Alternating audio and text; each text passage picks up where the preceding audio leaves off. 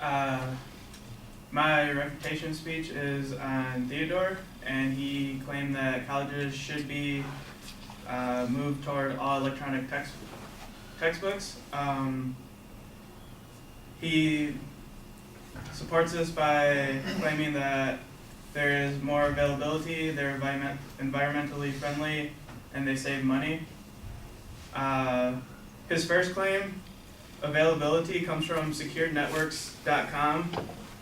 This claim comes in a blog from Daryl Simmons. He is actually a territory manager at Secured Edge Networks, so he's works for the website. And in his blog, he actually doesn't cite any resources where his statistics are coming from. And at the end of his blog, he writes, here at Secure Networks, we have the experience and expertise to build the best possible solutions for your school's wireless network. If you have any questions, feel free, or would like a free consultation, contact us. We look forward to hearing from you. So this blog is basically more talking about e-textbooks should go to schools because it'll help my job out, because it'll help his job out.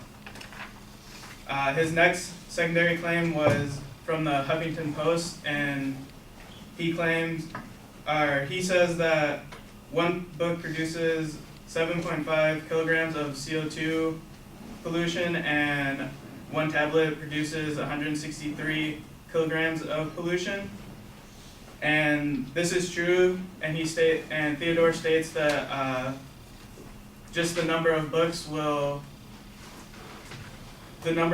being downloaded on the tablet will outdo the buying a paper book. So this means you would actually have to download 22 books for it to be the same carbon footprint as just getting one textbook.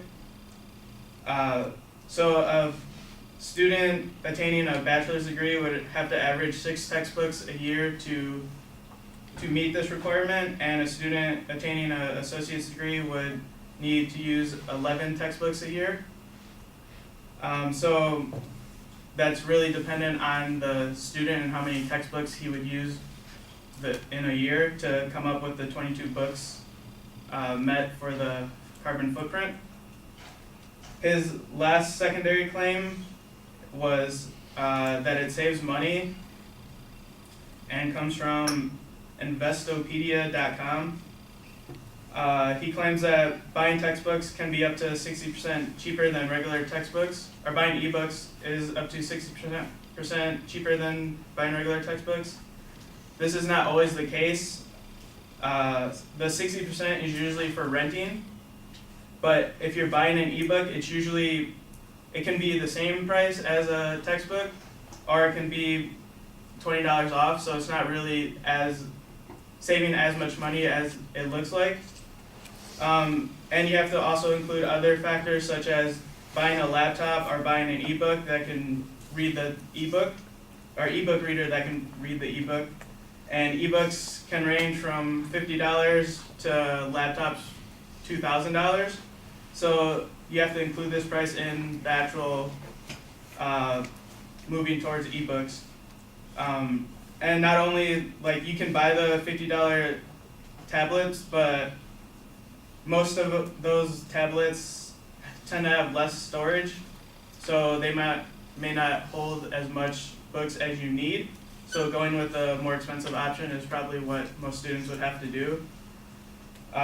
You also have to include miscellaneous costs to consider, which include insurance for expensive laptops, maintenance of those laptops and tablets, and if they're lost and stolen. There's an article by Fox News that high school in San Jose was moving towards an all ebook school, and they actually reported that all their textbooks were stolen once they actually got all their tablets in. So in conclusion, Theodore failed to support his claim by not having reliable sources and not providing all the data that was necessary.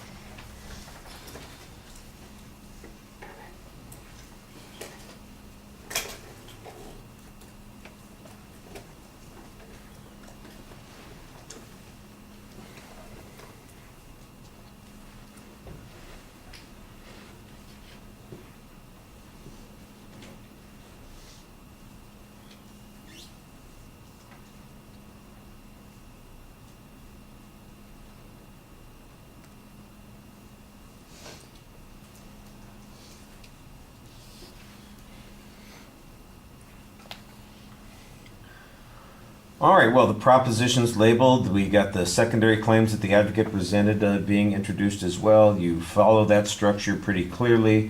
On the issue of availability, you basically go after the source that the advocate used, suggesting that it's essentially a sales pitch that we're getting for ebooks, and that there's probably some bias built into this on whatever advantage that this site is suggesting, which I think is a reasonable press to be making. I do think it would be helpful to, for instance, have some information about whether people find a utility in having traditional books, or if there was some information that you could cite that suggested, like we saw in the different version of this reaction to this particular assignment or this particular speech, that there might be complications that come along with this. It's not a bad start to the argument. I just think it needs a little bit more to go along with it.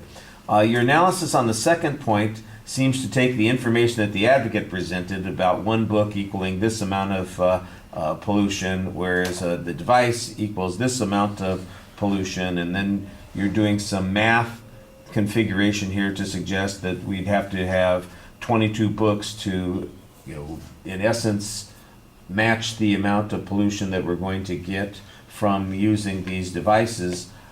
All right, I think I understand the point that you're making. The explanation needs to be a little bit clearer.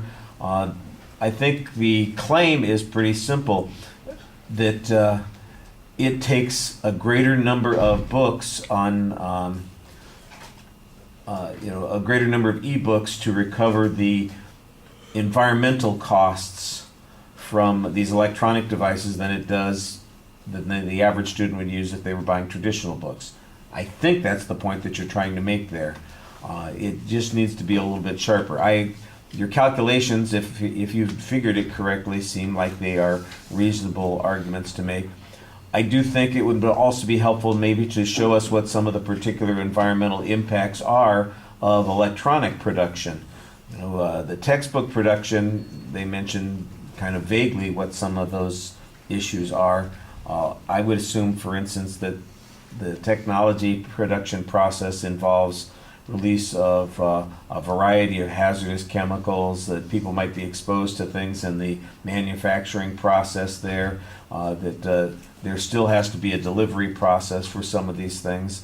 And they also utilize electricity, which also has a footprint that goes along with it as well. So I think that there's maybe a little stronger case to be made there about the environmental impact of these technologies. On the savings issue, I think that you had some good presses here about it's potentially up to 60%, but that's not necessarily the case. It would be helpful to have some examples to illustrate your point there.